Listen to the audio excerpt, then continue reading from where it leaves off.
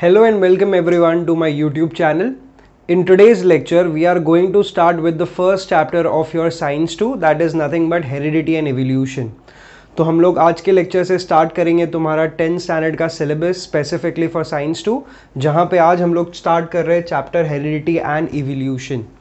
अब सुनने से ये चैप्टर बहुत इंटरेस्टिंग लगता है because it is talking about heredity. And in fact, it is a very interesting chapter because it talks about the characters which are passed on from generation to generation. So let's get started. Initially, starting में हम लोग understand करेंगे heredity and the reasons for heredity. उसके बाद second part of the chapter में हम लोग बात करेंगे about evolution. In today's lecture, we are going to start with heredity. So let's get started. So heredity, ये word तुम्हारे लिए नया नहीं है. 9th स्टैंडर्ड के सिलेबस के अंदर हम लोग ने एक चैप्टर पढ़ा था जहाँ पे हम लोग ने हेरिडिटी को अंडरस्टैंड किया था. In fact we are try to understand the reasons for heredity. अगर तुमको याद है तो ग्रेगर जोहान मेंडल के एक्सपेरिमेंट्स थे on the garden pea plant Pisum sativum, और उन प्लांट्स के अंदर जो एक्सपेरिमेंट्स परफॉर्म किए गए थे उसके बेसिस पे हम लोग ने आंसर किया था कि what is the exact reason for heredity and inheritance. वही हेरिडिटी को हम लोग यहाँ पे वापस देख रहे हैं. So let us see what is the definition for heredity. So heredity, it is the transfer of biological characters from one generation to the next. पहले हम लोग इतने पार्ट को अंडरस्टैंड करते हैं. It is very simple to understand. यहाँ पे कुछ तो ट्रांसफर होने वाला है. क्या ट्रांसफर होने वाला है? तो बायोलॉजिकल कैरेक्टर्स ट्रांसफर होंगे. अब बायोलॉजिकल कैरेक्टर्स का मतलब होता है तुम्हारे बॉडी के फीचर्स, जैसे कि तुम्हारा स्किन का कलर हो गया, हेयर का कलर हो गया, आई का कलर हो गया. ये सारे कैरेक्टर्स को हम लोग फीचर्स भी बुला सकते हैं, और यही फीचर्स पास होते हैं या तो ट्रांसफ़र होते हैं. अब ये कहाँ से कहाँ ट्रांसफ़र होते हैं? तो they transfer from the one generation to the next, यानी एक पीढ़ी से दूसरे पीढ़ी तक ये कैरेक्टर्स क्या होने वाले हैं? ट्रांसफ़र. ठीक है. लेकिन इंपॉर्टेंट क्वेश्चन है, ये बोलना बहुत आसान है कि कैरेक्टर्स यहाँ से वहाँ ट्रांसफ़र हो रहे हैं या तो ट्रांसमिट हो रहे हैं, but what is important to understand is ये किसके वजह से पॉसिबल है. तो इसका भी आंसर आगे ही दिया हुआ है, with the help of genes, and this whole process is known as heredity. मतलब वो जो कैरेक्टर्स ट्रांसफ़र हो रहे हैं एक पीढ़ी से दूसरी पीढ़ी या तो वन जनरेशन से नेक्स्ट जनरेशन तक, वो किसके मदद से हो रहे हैं? The answer is gene. Clear till here? So that is about your heredity. The next is to understand exactly what are these genes. हमने ये तो कह दिया कि कैरेक्टर्स जो ट्रांसमिट या तो पास होते हैं वो किसके वजह से होते हैं? जीन्स के वजह से होते हैं. बट ये भी ज़रूरी है समझना कि एग्जैक्टली ये जीन क्या होते हैं. सो जीन्स क्या होते हैं? They are a segment of DNA. हमारा डीएनए इज़ वेरी ह्यूज. हमारा क्या, किसी भी ऑर्गेनिज्म का जो डीएनए होता है कंपैरेटिवली बड़ा होता है, और वो जो डीएनए है उसके अंदर जो छोटे छोटे सेगमेंट्स है या तो जो पीसेस हम लोग कह सकते हैं, उन पीसेस या तो सेगमेंट्स को हम लोग क्या बुला सकते हैं? हम लोग उनको बुला सकते हैं एज द जीन्स. ठीक है. और ये कहाँ पे लोकेटेड होते हैं? So these are located on the chromosomes. So हमारे सेल के अंदर there is a nucleus. Nucleus के अंदर हमारा जेनेटिक मटेरियल होता है डीएनए, बट वो डीएनए होता है in the form of chromosomes. और ये जो क्रोमोसोम्स है उन क्रोमोसोम्स के ऊपर कौन लोकेटेड होते हैं? जीन्स. तुम्हारे बॉडी के अंदर there will be thousands of genes, लेकिन क्रोमोसोम्स लिमिटेड है. इससे हम लोग ये कह सकते हैं कि एक क्रोमोसोम जो होगा उस पर बहुत सारे जीन्स लोकेटेड होंगे. क्रोमोसोम का स्ट्रक्चर शायद तुमको याद होगा, हमने कुछ ऐसे स्ट्रक्चर्स देखे थे लास्ट ईयर के अंदर. ये जो स्ट्रक्चर्स होते हैं you can call them as chromosomes, और इन्हीं क्रोमोसोम्स पे कहीं ना कहीं लोकेटेड होंगे तुम्हारे genes. Genes, these are the segments of DNA, और यही वो जीन्स होते हैं जो तुम्हारे बॉडी के कैरेक्टर्स को डिसाइड या तो कंट्रोल कर सकते हैं. और इसी वजह से हम लोग जीन्स को क्या बुलाते हैं? It is known as the unit of heredity. मतलब हेरिडिटी या तो कैरेक्टर्स को ट्रांसमिट करने में जो छोटे में छोटा मॉलिक्यूल रिस्पॉन्सिबल होता है वो कौन सा होता है? तो the answer is gene. So this is about the introduction, that is what is heredity and what are the genes. अब इसके बारे में हमको बहुत कुछ पता है आज के डेट में. This is due to the contribution of several scientists. अब कौन से साइंटिस्ट ने क्या बताया जिसकी मदद से हम लोग आगे आगे पहुंचते गए, that is what we are going to understand next. But before that just take a note of this quickly.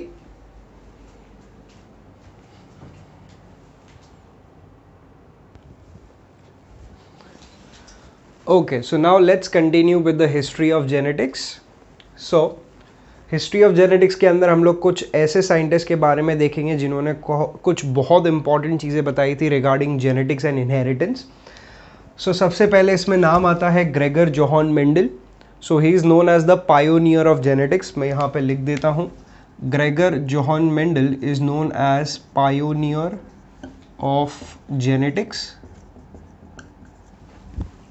ये तुमने लास्ट ईयर भी पढ़ा था. He had carried out experiments on garden pea plant. जो ग्रीन वटाने होते हैं उसके अंदर इन्होंने बहुत सारे एक्सपेरिमेंट्स किए थे और इसकी मदद से इन्होंने बहुत इंपॉर्टेंट इन्फॉर्मेशन बताई थी about inheritance. Right, this study was completed in 1886.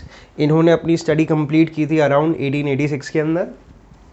उसके बाद the next contribution was in the year of 1901 by a researcher जिनका नाम था ह्यूगो दे व्रीज.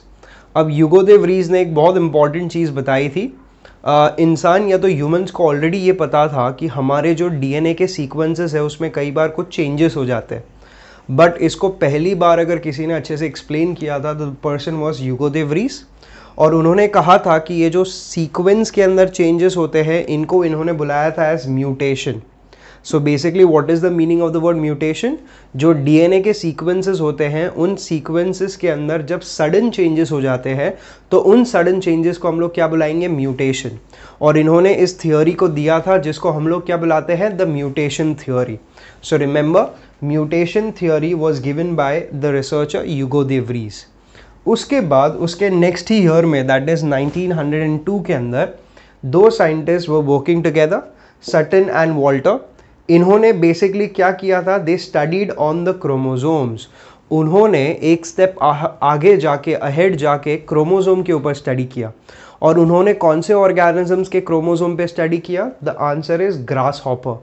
तो बेसिकली इन्होंने ग्रास हॉपर इंसेक्ट को लिया, उसके सेल को आइसोलेट या तो अलग किया और सेल के अंदर उन्होंने किसको आइडेंटिफाई या तो डिटेक्ट किया? The answer is chromosome.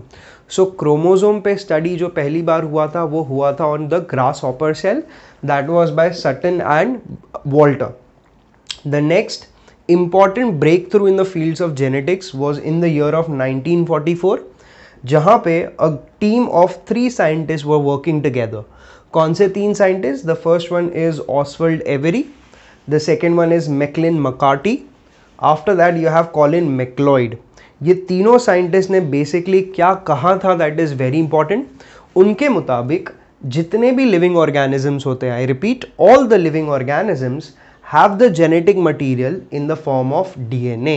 सो उनका कहने का मतलब इतना था कि तुम जितने भी लिविंग ऑर्गेनिजम्स को तुम्हारे आसपास देख रहे हो सबके अंदर जेनेटिक मटेरियल तो होगा ही होगा और वो जेनेटिक मटेरियल भी क्या होगा? डीएनए होगा. हाउएवर इन्होंने एक एक्सेप्शन भी मेंशन किया था, एक्सेप्ट वायरसेस. जो वायरस जो ऑर्गेनिजम्स होते हैं, वायरल ऑर्गेनिजम्स जो होते हैं, उनके जेनेटिक मटेरियल आइदर डीएनए हो सकते हैं और आरएनए हो सकते हैं. मैं ये चीज़ को वापस रिपीट कर रहा हूँ बिकॉज ये तुमको पता होना चाहिए. जो वायरस मॉलिक्यूल्स होते हैं या तो जो वायरसेस होते हैं, ये वायरसेस के जेनेटिक मटेरियल के 2 ऑप्शंस हैं. या तो उनका जेनेटिक मटेरियल डीएनए हो सकता है या तो जेनेटिक मटेरियल उनका आरएनए हो सकता है.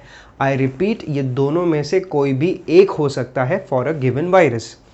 ये किन्होंने पहली बार बताया था? A group of 3 scientist, Avery, MacLeod and मकार्टी.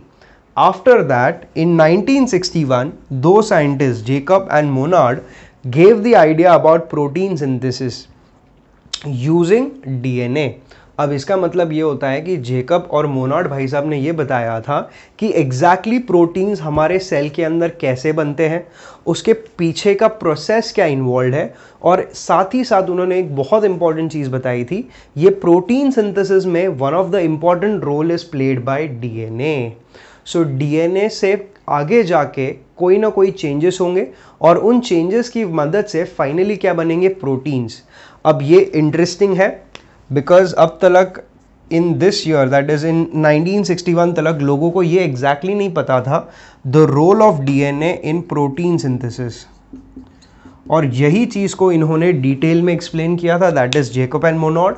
उनके मुताबिक ये डीएनए के अंदर कुछ चेंजेस होंगे या तो ये और किसी चीज़ में कन्वर्ट होगा और वो जो मॉलिक्यूल होगा वो फाइनली प्रोटीन बनाने में मदद करेगा. अब ये सब मैं डिटेल में अभी इसीलिए एक्सप्लेन नहीं कर रहा हूँ because this is what we are going to understand next कि एग्जैक्टली ये डीएनए की मदद से प्रोटीन कैसे बनता है, और यही होगा हमारा next topic. But before we move on to the next topic, please take a note of this. यहाँ पे तुमको रिसर्चर्स के नाम बराबर से याद होने चाहिए, उसके साथ ही साथ यू शुड नो दैट उन्होंने क्या रिसर्च वर्क किया था, which is very critical and very important. Take a note of this.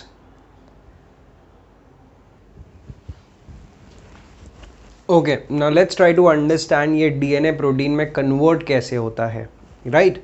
But इससे पहले I want you all to go through the DNA very well. Once we are done with DNA और understanding the basics of DNA, will move to understanding this process also. So पहले हम लोग understand करेंगे कि exactly ये DNA है क्या। अब डीएनए को एक्सप्लेन करने के लिए पहले तो ये पता होना चाहिए कि डीएनए होता क्या है। So the answer is DNA is a type of a nucleic acid. हमारे पास दो टाइप के न्यूक्लिक एसिड्स हो सकते हैं। Can you guess what are those two nucleic acids? अगर तुम्हारा आंसर ये है तो इट इज़ करेक्ट। तुम्हारे पास जो दो न्यूक्लिक एसिड्स होते हैं that is DNA and RNA. अगर इनका फुल फॉर्म देखोगे तो अपने आप आंसर पता चल जाएगा that DNA is deoxyribonucleic acid whereas RNA is ribonucleic acid. दोनों के नाम के अंदर ही है कि दोनों के दोनों क्या है, न्यूक्लिक एसिड्स है, ठीक है। Another important thing to remember और टू अंडरस्टैंड इज ये न्यूक्लिक एसिड एग्जैक्टली बनते किससे हैं? तो the answer is again simple. Can you guess? ये भी तुमने लास्ट ईयर में पढ़ा हुआ है।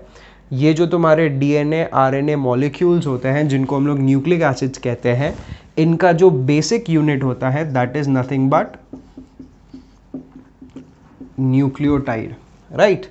अब ये न्यूक्लियोटाइड जो एक सिंगल मॉलिक्यूल होता है, एक न्यूक्लियोटाइड अटैच होगा दूसरे न्यूक्लियोटाइड को, दूसरा अटैच होगा तीसरे को, ऐसे करके चेन ऑफ न्यूक्लियोटाइड्स बनेंगे।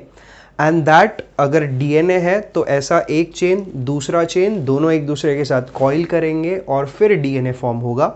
वेराज अगर आरएनए मॉलिक्यूल है तो it is going to remain single stranded. So what is the conclusion? तुम्हारे डीएनए और आरएनए दोनों के जो स्ट्रैंड्स होते हैं वो स्ट्रैंड्स बहुत सारे किससे बनेंगे? न्यूक्लियोटाइड से बनेंगे। अब ये जो एक न्यूक्लियोटाइड है ये भी अलग अलग मॉलिक्यूल से बनता है। So when I talk about a single nucleotide, ये सिंगल न्यूक्लियोटाइड बनता है तीन इंपॉर्टेंट ग्रुप से, ठीक है। ये सब बेसिक्स है जो तुमको पता होना चाहिए। अब ये जो न्यूक्लियोटाइड है it has the first group that is a sugar जिसको हम लोग कहते हैं पेंटोज शुगर। दूसरा जो ग्रुप होता है यहाँ पे it is nothing but nitrogenous base. The next group involve is the phosphate group, ठीक है। सो what is the idea? The idea is ये फर्स्ट ग्रुप, ये सेकेंड ग्रुप, ये थर्ड ग्रुप, ये तीनों ग्रुप्स एक दूसरे को अटैच करके फाइनली क्या बनाएंगे? न्यूक्लियोटाइड्स। अब इसके अंदर भी टाइप्स है, मैं उसको फटाफट बता देता हूँ। जो शुगर्स होते हैं न्यूक्लिक एसिड्स के अंदर वो दो टाइप के हो सकते हैं। They can be either the ribose sugar और they can be the deoxyribose sugar.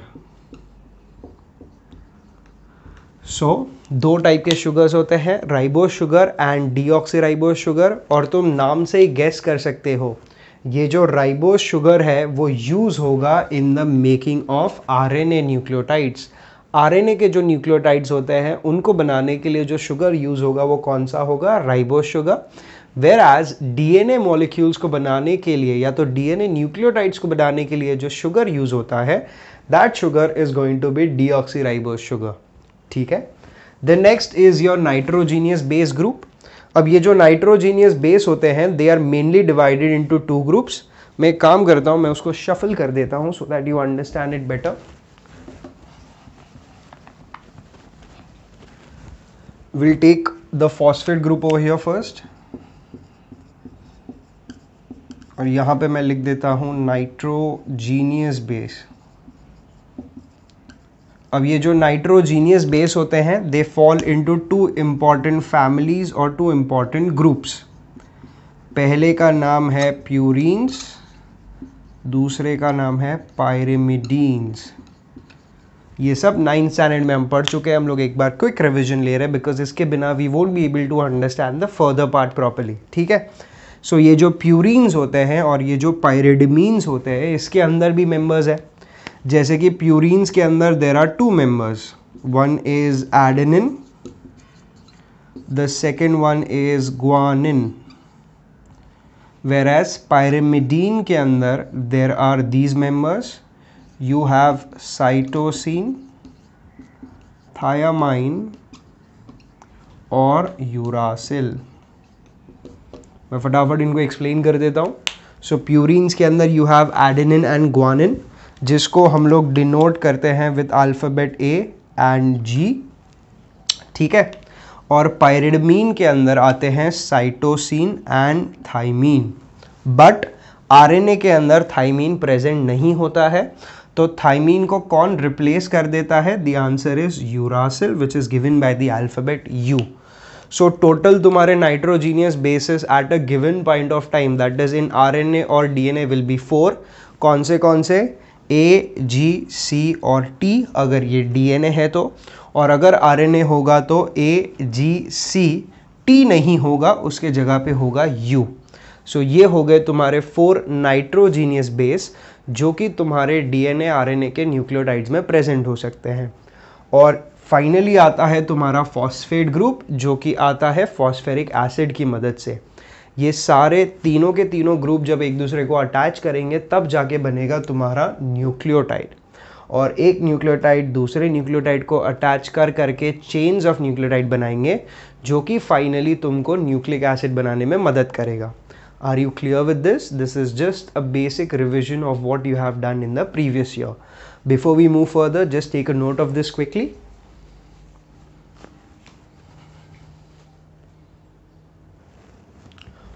Okay, now let's continue with the basics. So अभी हम लोग ने अंडरस्टैंड किया अबाउट न्यूक्लियोटाइड, और न्यूक्लियोटाइड कुछ इस तरीके से दिखेगा।